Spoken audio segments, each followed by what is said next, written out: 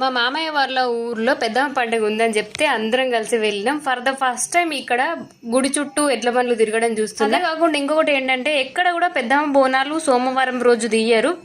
ఎప్పుడన్నా బుధవారము లేదంటే ఆదివారం తీస్తారు, కానీ ఇక్కడ మాత్రం సోమవారం బోనాలు తీస్తారట. ఎక్కడైనా సరే ఈ పెద్దమ్మ బోనాలు అనేటివి ముదిరాజులు తీస్తారు, కానీ ఈ ఊర్లో మాత్రము రెడ్డిస్ తీస్తున్నారు.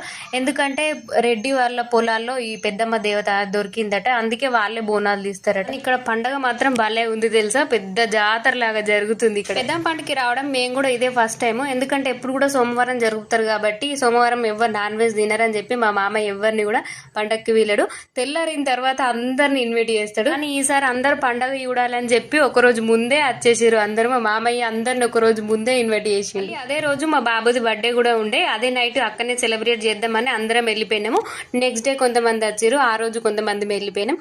See you for the next video. ఇంకా నా ఛానల్ ఎవరైనా లైక్ చేయండి, లైక్ చేసి సబ్స్క్రైబ్ చేయడం మాత్రం మర్చిపోకండి.